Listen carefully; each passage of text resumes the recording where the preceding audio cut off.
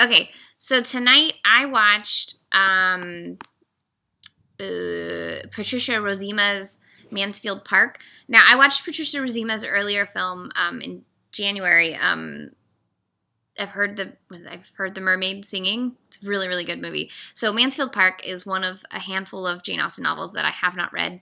So I had no idea like what this is like as an adaptation, but I do know that from things people have said on Netflix, they were like really pissed that they changed a lot of the plot, and one person gave it 1 star because there was nudity.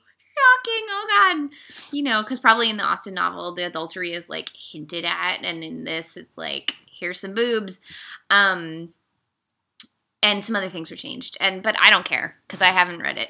Although I know what it's like to be a pissed off Austenite, because I remember when I was like 12 and I watched Sense and Sensibility for the first time, and I watched it right after I read the book, and I was so pissed at all the changes. And then I went back and rewatched Sense and Sensibility a few years later, and I was like, this is the best movie ever. So I understand that feeling. I also really, really hated the 2005 Pride and Prejudice. And I'm not returning to that. I don't want to feel differently about that movie because I hated it so much. That said, Patricia Rozema's Mansfield Park from 1999, this is like the queer, racy Jane Austen movie that I didn't know I always needed. Patricia Rozema is a lesbian, and this isn't necessarily a movie where anyone is gay, but there's a lot of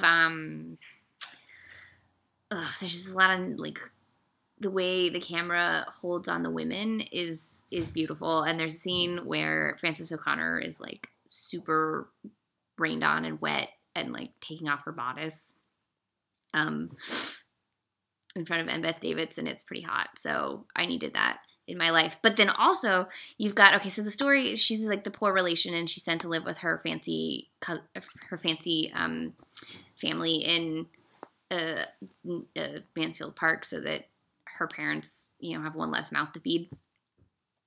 And she's treated like not quite a servant, but not fancy either. And then she grows up, and from the beginning she's friends with Edmund, the second son, who she's grown up, it's a Fanny Price, sorry. When she grows up, she's Frances O'Connor. When he grows up, he's Jonny Lee Miller, and they're like friends and brother and sister kind of, but not really. And then one of the sisters gets engaged, but then these two hot, fancy city folk show up, and they're played by Bette Davidson and Alessandro Nivola, who has one of the best butts in Hollywood. As a butt expert and connoisseur, I can tell you that. And if you remember my review of A Most Violent Year, you'll know that I very much can vouch for that.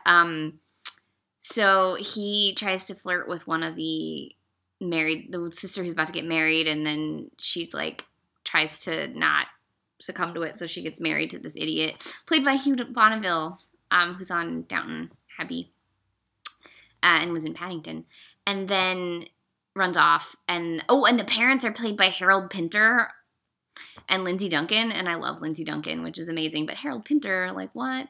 So, where was I going with this? Actually, Lindsay Duncan plays the aunt and the mother. She's dual roles. My nose really itches, I'm sorry. Where was I going with this? Okay, so then Alessandro Nivola's character, like, decides to, like, flirt with Fanny just for fun, but then falls in love with her. Whoops. But she knows better because he's a rake, right?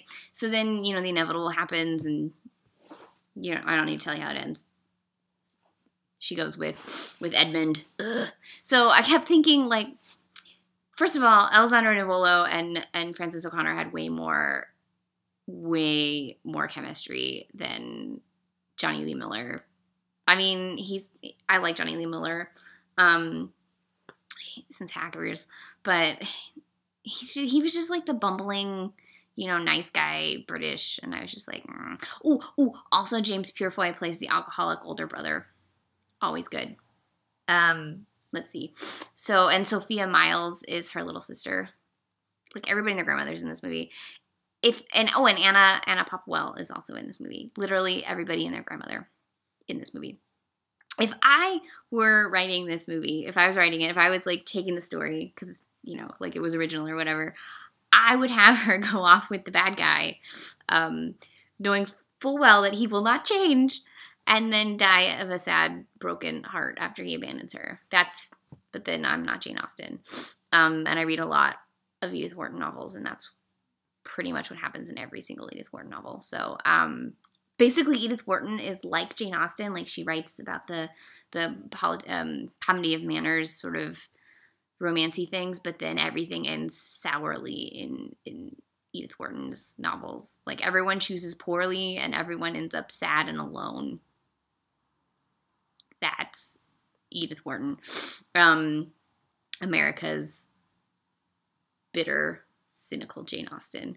But everyone was really amazing in this, and it has a lot of Patricia Rozema sort of trademarks, like addressing the screen straight ahead, breaking the third wall, swooping camera movements. It was a beautiful film. I really, really loved this movie, actually. And I kept really just wanting her to like make the wrong decision and go off with Henry, and it did not happen, and I'm just going to be really sad about it from here on out because Edmund's so boring. He's so boring.